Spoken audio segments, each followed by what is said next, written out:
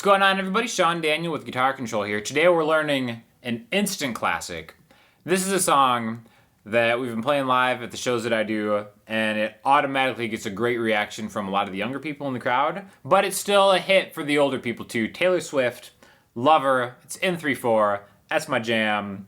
Just a cool song, really kind of helps you maybe practice different strumming patterns. Make sure you click the link below to grab the chords for this, follow along. But again, basically a super simple song, and it's gonna sound like this.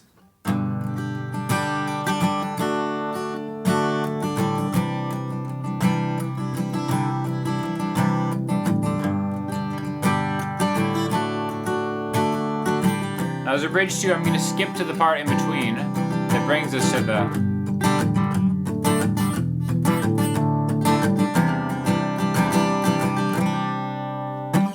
and then there's a bridge that sounds like this.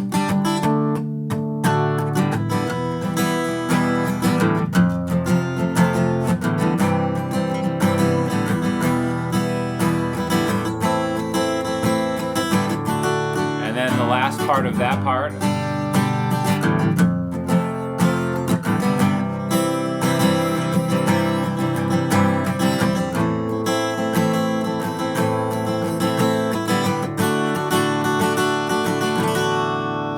Goes back to that main part. Cool? So it's a great song to learn structurally because it's really easy, but it has a little bit of movement to it, and the ladies love it. Let's not even beat around the bush anymore, I'm just being honest. This is a great move for you to learn, and that's why you subscribe to the Guitar Control channel. You're watching a Sean Daniel video, so you kind of already know. But basically, it's in 3/4 timing, or 6/8, depending on how you count it. All that means is we're strumming a little bit differently. The chords are going to be really easy. In fact, the majority of it is going to be G, D, and C, or C add 9. G major, middle finger, 3rd fret of the low E string, pointer finger, 2nd fret of the A string, ring finger and pinky respectively on the 3rd fret of the B and E strings. Okay? So, here's our G major chord. The way we're going to strum is just like this. 1, 2, 3, 4, 5, 6. 1, 2, 3, 4, 5, 6. Or 1, 2, 3, 1, 2, 3, 1, 2, and 3, and 1, 2, and 3, and. Okay? It doesn't matter how you count it, but you want to get that vibe, that waltz vibe. Anything in 3/4, 6/8 is considered a waltz. 1, 2, and 3, and 4, 5, and 6. Okay? So, the way I counted that is downstrokes are going to be the numbers. The word and is going to be an upstroke. 1, 2, and 3, and 4, 5, and 6. 1, 2, and 3, and 4, 5, and 6. Alright, so the 1, I'm just hitting the low E string, that root note. 1, 2, and 3, and 4. So we're going to count it in 6, so we're going to break it down. Root, down, up, down, up, down. Okay? And I'm not going down, up, down, up, down. I'm going down, up, down, up, down, adding a dynamic to this performance, okay? Because this is the verse of the song. We don't want to go as big as possible right off the bat because then we've got nowhere to bring the song. All right? So 1, 2, and 3, and 4, 5, and 6. 1, 2, and 3, and 4. If you look at my pick, I'm making my way through the string set. 2, and 3, and 4, 5, and 6. 1, 2, and 3, and 4, 5, and 6. I'm not worried about which part of the strings I'm hitting. I'm just kind of getting somewhere low, working my way up to the high part, and then getting back to the root note for the 1 of the next bar. 1, 2, and 3, and 4, 5, and 6, D, then C. And the same thing applies to everything, okay? So now the great thing about this song, and a lot of songs in the key of G that have a G, a D, and a C in them, is you can take your ring finger and your pinky and just clamp them there, Oasis Wonderwall style. Right? We can keep that there the whole time. G, for a 6 count, to a D. This is technically a D suspended 4 if you keep your pinky there, but you can bring it up if you want. Or you can bring it down and up. 1, 2, and 3, and 4, 5, and 6. 1, 2, and 3, and 4, 5, and 6. To kind of add a little action between this D chord, or what's technically a D sus4 when your pinky's down on the 3rd fret of the high E string. Doesn't really matter, it's just a D chord, however you want to play it. It's up to you. Taylor Swift won't be judging you, for your playing at least. And then we're going to go to the C chord, technically a C add 9 chord, where it's just the same thing as a G, but your middle finger and your pointing finger are down on the A string and D string, respectively. Okay, so G, 1, 2, and 3, and 4, 5, and 6, D, 4, 5, and 6, C, 2, another count on C, okay? So most of the song is just this. The verse and the chorus are pretty much the same thing. So when you play the verses, you could palm mute it, like this. I just brought my palm into the bridge of the guitar to kind of get a muted sound. If you're playing with the singer, like I have the luxury of doing, then they kind of have a little bit more room.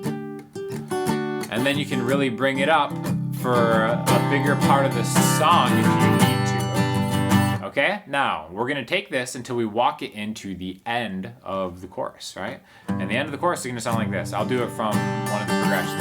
There's a D, C, 4, 5, 6, 1, 2, and 3, and 4, 5, 6, 1, 2, 3, 1, 2, 3, 1, 2, 3, 1, 2, 3, 1, 2, 3, 4, 5, 6, 1, 2, 3, 4, 5, 6, G. Okay, so that might have seemed complicated, but it's really not. We're just working our way backwards through a scale. Now this is in the key of G, all right? Great way of knowing that is we start on a G. That isn't always the case, that the first chord you start on is the key that you're in, but it is the case in this particular example, all right? Now if we go backwards through the notes in the key of G major, this is why it's really good to learn your scales. We have other videos on learning your scales on this channel that I've done, so make sure you check out other videos on the Sean Daniel playlist. G to F sharp to E. These are the lowest notes that we can play in the key of G on this guitar. 3rd fret on the low E string, 2nd fret, open. Now, if we just kind of add these notes to having your ring finger and pinky locked down, we end up making chords out of them, right? The first one is a G major chord. Technically, you probably want to make this a D slash chord, where your middle finger goes down to the 2nd fret of the G string. Your pointer finger grabs that low F sharp in there. 1, 2, and 3. 1, 2, and 3. Open E minor. Technically, E minor 7 is the name of this chord, where you keep your ring finger and pinky down there, and then put your pointer finger and middle finger on 2A and 2D respectively. 1, 2, and 3. Lower, lower. What is the note before E in the key of G, all right? What comes before an E? Even though we don't have anywhere lower to go on this guitar because the open E string is the lowest note we can get, what's the lower note than that? It would be a D. Either you can tune down to a D, you can have a 7-string guitar with a lower string that has that, but we're actually gonna go down by going up, okay? What that means is we have G being the root, F sharp being the root, E being the root. When you have D as a root note, even though we're going to a higher D, that D from the D suspended 4 chord, that's the next place to go. And then what's before D? C. Okay, so it's a really easy way to descend through a scale. You can think of this as 1, 2, 3, 4, 5 different chords you have to memorize. That's why looking at a chord chart might not be the whole picture, even though you have it because you clicked the link below and you downloaded it. Sometimes it's really helpful just to be able to think in scales, because again, it just really breaks down a lot of the stuff you have to memorize, because you just know I'm gonna descend down a G scale until I get to a C. G, F sharp, E, D, C. I'm gonna stay on that C, stop until the lover part comes in, which is great. And then I go back to the verse, or I go to the bridge, which is the next part, all right? So, bridge is really, really fun to play, actually. G, D, E minor to F.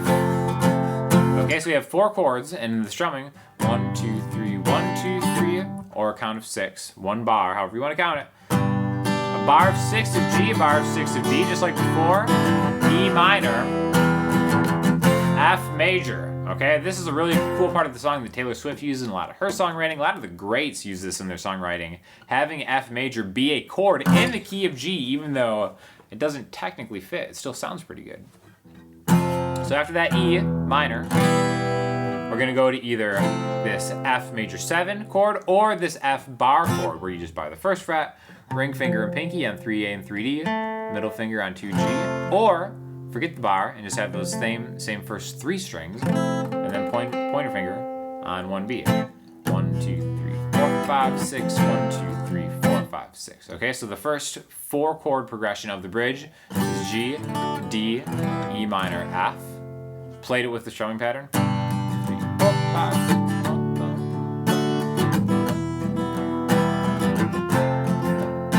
to C, E minor, A minor, D.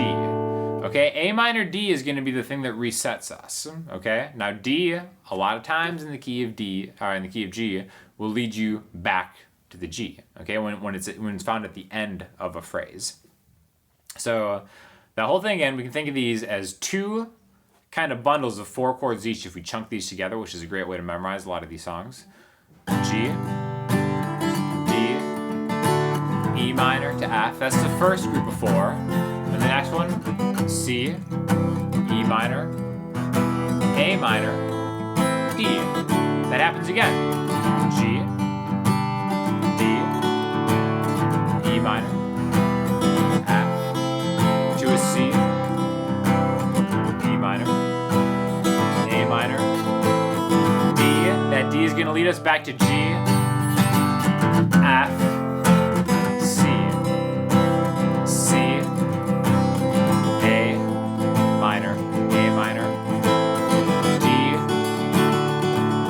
D, which brings us back to the chorus.